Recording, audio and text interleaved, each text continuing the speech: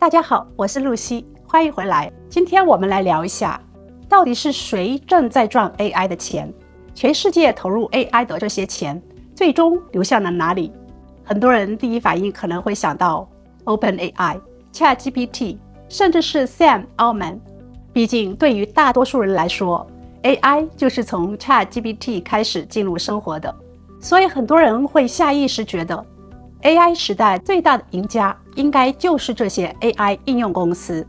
但如果你仔细研究过去2年的资本市场，就会发现一个特别有意思的现象， AI 行业赚到最多钱的地方可能根本不在聊天机器人本身。今天我们就一起看看 AI 产业链里到底是谁在真正赚钱。如果把时间拨回到1850年的美国加州，你会看到一个非常疯狂的场景。人们听说发现了黄金，于是纷纷涌向西部，希望一夜暴富。历史把这段时期称为加州淘金热。后来发现，真正赚到大钱的未必是淘金者。当大家都在挖黄金的时候，有的人开始卖结实耐用的工作服。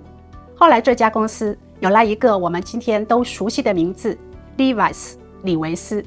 175年过去了，大部分淘金者早已被历史遗忘，而卖裤子的人却成了赢家。为什么我要讲这个故事？因为最近几年，每当我看到大家讨论 AI 的时候，我总会想起当年的淘金热。如果你看懂了这一点，你就更容易看懂整个 AI 产业链。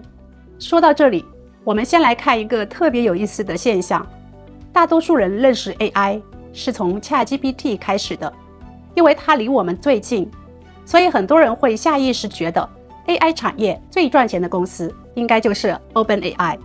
这其实很像当时互联网刚兴起的时候，很多人以为最赚钱的是那些网站，但后来大家才发现，真正长期赚钱的往往是那些给整个行业提供基础设施的公司。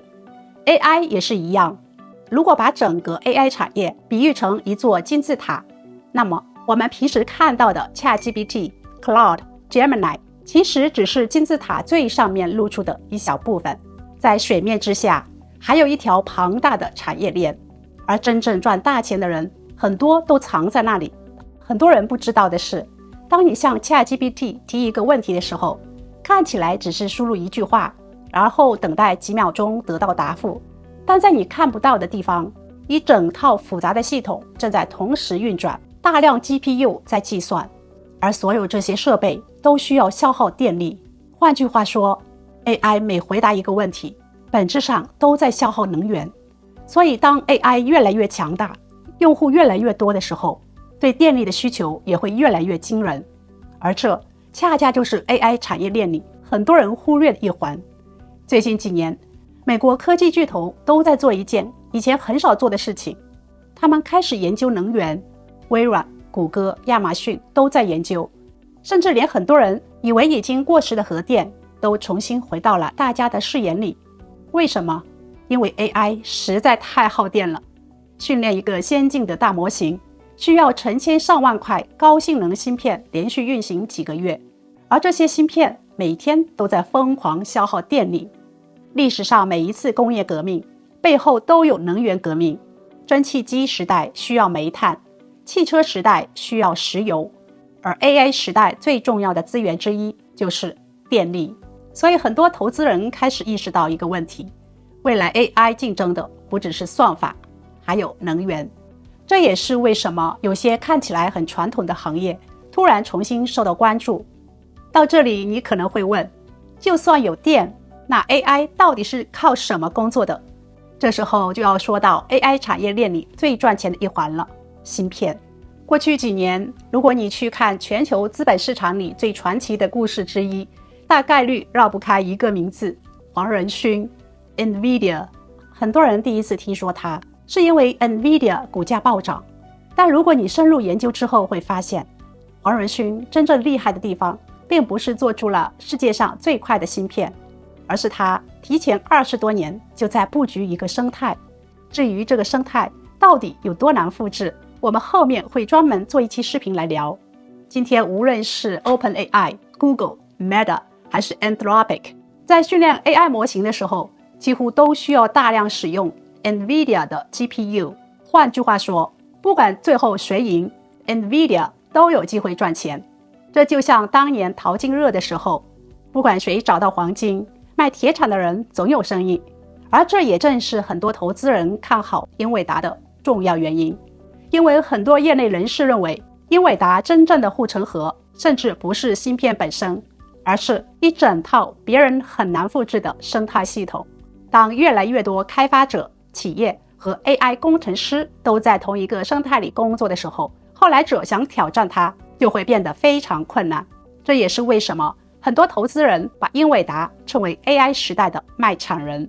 不过事情还没有结束，因为有了电，有了芯片还不够，还需要一个地方把这些设备放在一起，这就是数据中心。如果把 AI 比作现代工业，那么数据中心就像工厂。今天全球最大的科技公司都在疯狂建设数据中心，微软、谷歌、Meta 和亚马逊。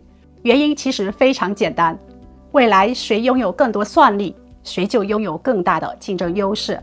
而数据中心本质上就是生产算力的工厂。看到这里，你会发现一个规律，真正赚到钱的人往往并不是媒体最喜欢报道的人。媒体每天讨论 ChatGPT， 但很多资金却流向了电力、芯片和数据中心相关企业。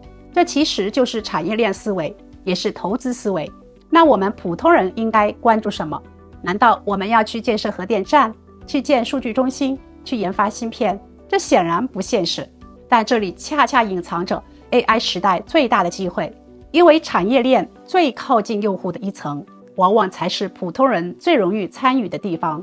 就好比在互联网时代，绝大多数人没有创建谷歌，也没有创建亚马逊，但很多人通过电商、自媒体、线上教育和数字营销改变了自己的收入。AI 时代很可能会重复类似的故事。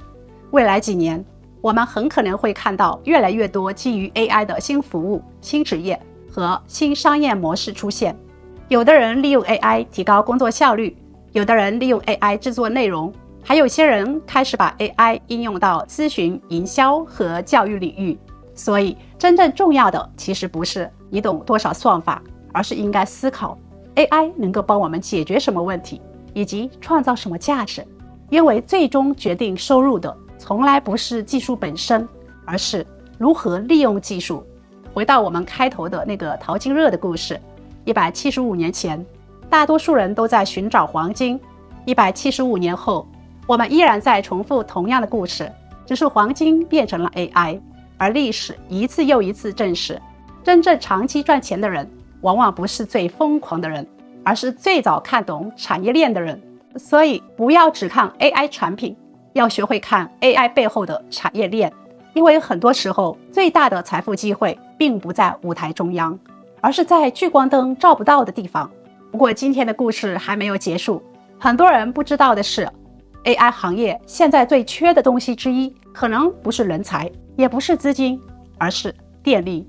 为什么很多投资人认为 AI 时代最大的机会之一可能藏在能源行业？下一期我们继续聊为什么 AI 这么耗电，背后藏着万亿美元机会。我是露西，陪你一起看懂 AI 时代，找到属于自己的机会。我们下期见，拜拜。